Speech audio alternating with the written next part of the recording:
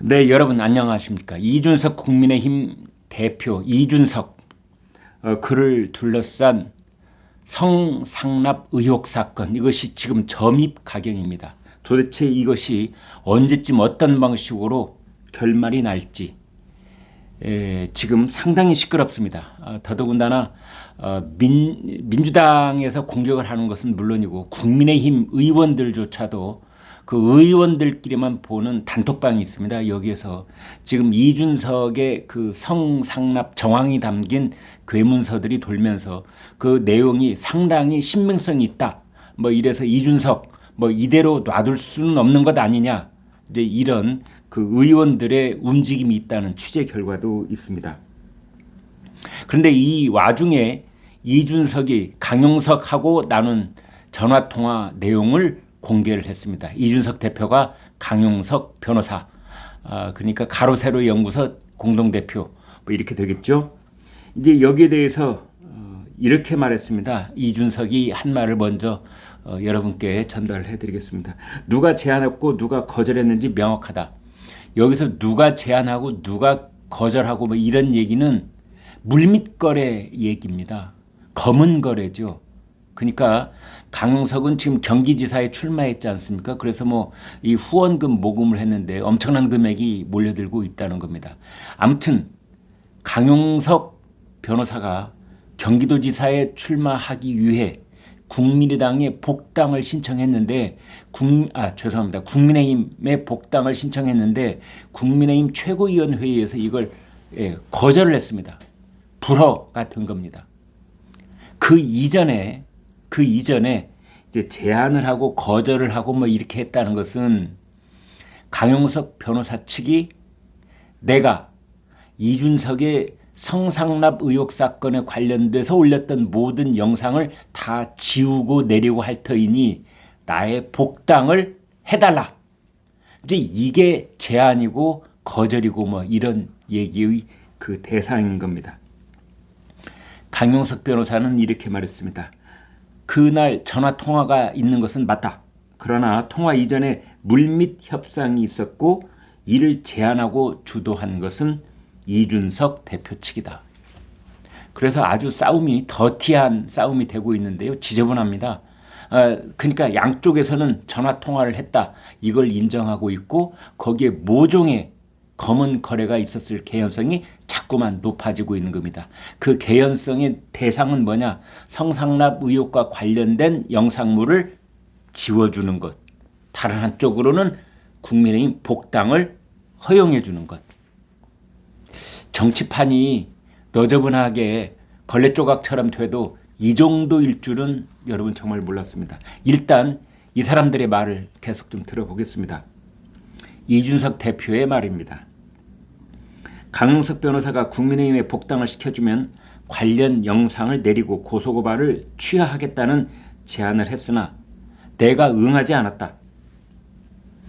그런가 하면 강용석 변호사는 그건 사실이 아니다. 이준석이 먼저 제안을 해온 것이다. 그러고 있습니다.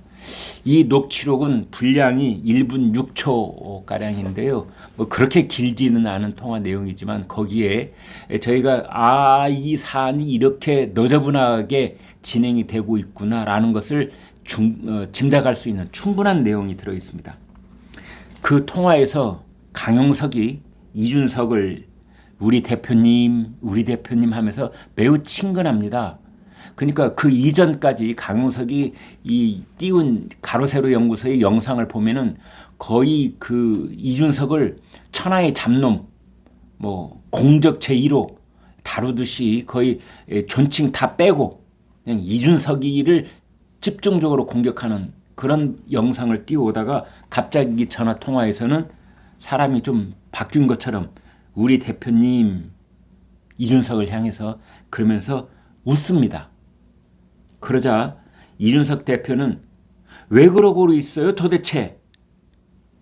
좀 항의하는 듯한 그런 목소리가 있습니다. 강 변호사가 내가 고발도 취하고 영상도 다 내리고 다 할게요. 이렇게 말하는 대목이 나옵니다. 그러자 이준석 대표가 다시 한번 아니 왜 그러고 있어요 진짜?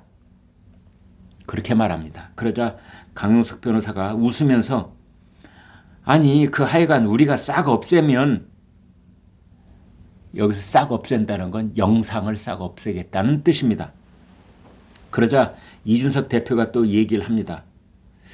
강 변호사님이 복당 신청을 접수한 것은 봤는데 최고위원들이 지금 투표할 텐데 지금 상태로는 쉽지 않을 텐데요. 그러자 강용석 변호사가 이렇게 말합니다. 대표님이 잘해주시면 대표님 뜻이 중요하지요. 그러자 이준석이 한번 두고 보시죠. 이러면서 통화가 마무리가 됩니다.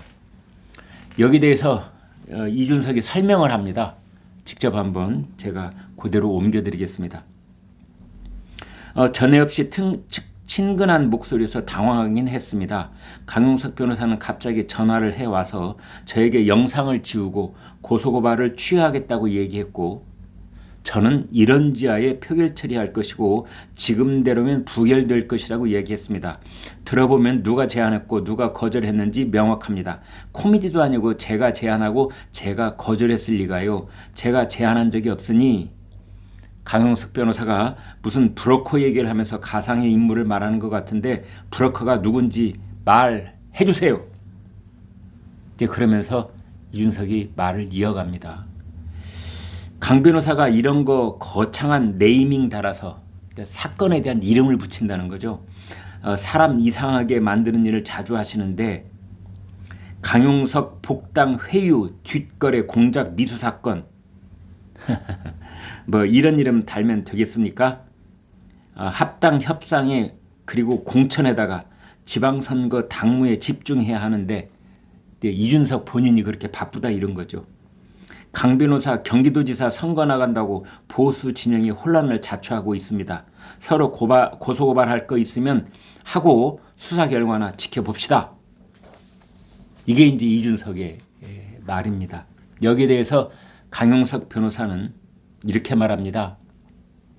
통화를 하게 된 경위는 브로커 기자가 이 대목을 좀 저도 고개를 갸웃하게 되는데 브로커 기자 이런 말이 가능한지요? 언론인 중에 이런 일에 개입을 해서 양쪽의 말을 이렇게 이어주고 말심부름을 해주는 사람 이란 뜻으로 쓴 것 같은데 저는 글쎄요입니다. 아무튼 강용석 변호사의 말을 들어보겠습니다. 브로커 기자가 영상을 내려주고 상호간 고발을 취하하면은 복당 허용하겠다라는 제안을 전해줬고 그걸 서로 못 믿으니까 당사자 간 통화가 필요하다 해서 직접 저보고 이준석에게 전화를 하라고 해서 제가 전화를 했던 것입니다. 양쪽 다 크로스 체킹으로 확인하고 있는 건 분명하게 전화를 했다. 그런데 여기서 핵심 포인트는 전화를 하기 전에 물밑 접촉이 물밑에서 검은 거래가 있었느냐 없었느냐 이 점입니다. 브로커가 있었느냐 없었느냐. 강용석의 이야기를 계속 들어봅니다. 이준석이 공개한 저와의 통화 내용을 보면 9개월 만에 처음 통화하면서 왜 그러고 있어요? 왜 그러고 도대체? 라고 얘기하고 저는 다 고발도 취하하고로 시작합니다. 통화 녹취에서도 확인 가능한 것처럼 이준석은 명확한 답변을 하지 않았고 그래서 저희도 영상을 내리지 않았던 것입니다. 통화 녹취록 확인 가능한 사실은 통화 이전에 많은 물밑 협상이 있었다는 것입니다. 물밑 협상을 제안하고 주도한 건 이준석 측 브로커 기자입니다. 이렇게 되어 있는데요. 아마 이준석도 그렇고 강용석 양쪽이 다 녹취하고 있었다는 걸 알았을 겁니다. 두 사람이 앙앙불락하는 사이였기 때문에 전화 통화를 하면서 그냥 무방비로 했을 거라고 저는 믿지 않습니다. 녹취를 했을 거고 이준석 대표는 아마 나중에 이 녹취를 공개할 가능성도 있다고 보고 본인이 책 잡힐 발언은 일절하지 않았을 거라는 추정도 가능합니다. 아무튼 여기 브로커 기자라는 인물이 나오고 둘 사이에 물밑 접촉이 있었는지 없었는지 그래서 복당 여부와 성상납 의혹 영상을 내리는 양쪽의 문제를 두고 서로 거래를 시도한 적은 있는 건지 이게 포인트가 되겠습니다. 그보다 더 중요한 포인트가 두 가지가 있습니다. 하나는 2013년 8월 그때 이준석 박근혜 정부의 박근혜 키즈라고 해서 곽광을 받던 시절이죠. 이준석은 그때 대전에 내려가서 리베라 호텔에서 술 접대와 성상납 접대를 받은 적이 있는지 없는지 이것을 밝혀야 합니다. 그런데 이준석은 수사받은 적이 없다. 아이카이스트 관련 1000페이지짜리 수사 기록물이 있지만 나는 한 번도 수사받은 적이 없다. 아니, 수사받은 적이 있는지 없는지 누가 물어봤습니까? 그거 한 개도 안 궁금합니다. 이제 이준석은 대한민국 내로라는 집권 여당의 대표가 될 사람입니다. 제1공당의 당 대표입니다. 뭐 수사가 어쩌다는지 저쩌다는 거니 이렇게 말할 계제가 아니고 사실 여부를 국민들께 소상하게 알아야만 하는 그런 책임 있는 자리가 된 것입니다. 그렇다면은 지금부터 9년 전에 대전에 간 적이 있는지, 호텔에 술을 먹었는지, 저녁에 호텔방에 들었는데 여자가 들어왔는지 이것을 밝혀야 됩니다. 두 번째, 그 뒤에 터져나온 것이 이른바 당대표 이준석 당대표의 뭐 신복이라고도 할 수가 있죠. 김철근 정무실장을 대전에 보내서 입막음용으로 7억 원을 제시하는 각서를 써줬다. 그 각서 4번까지 사진으로 공개가 됐지 않습니까? 그 각서가 가짜인지 진실인지 정말 7억 원으로 그 제보자의 입을 막으려 한 것이 사실인지의 그 여부에 대해서 이준석은 책임 있게 설명을 해야 되는 것입니다.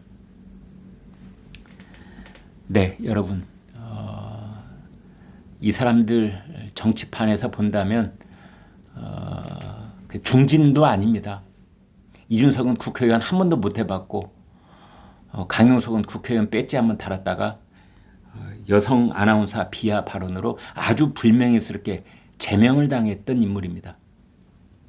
이제 정치 초년병이죠.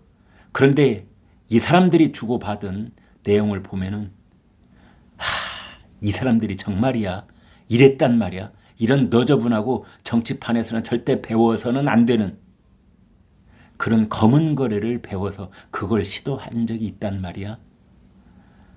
혀를 차고 고개를 절레절레 흔들게 만드는 그런 일이 연이어 터져 나오고 있습니다.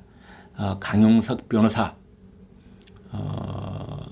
비록 유튜브를 통해서지만 이렇게 어떤 사법적 정의가 온 국민에게 밝혀지기를 앞장서서 이제 정의가 실현되는 것을 이끌고 있다는 그런 느낌을 많은 팬들에게, 시청자들에게 알려서 뭐 그런 공로가 있다는 그런 시청자들이 참 많이 계십니다. 그런데 알고 보니까 복당 문제로 뭐 사전 물밑 거래가 있었다고 본인 입으로 얘기하고 있는 거 아닙니까?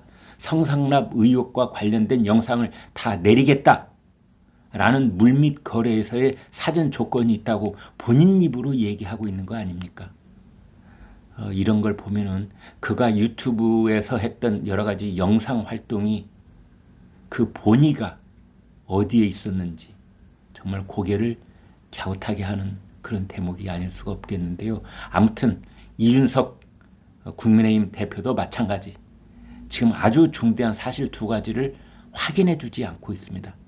대전에 가서 성상납 받은 적이 있는지, 두 번째는 각서를 써준 적이 있는지, 강용석 측에서는 물밑 협상을 했다고 하는데 왜 그랬는지.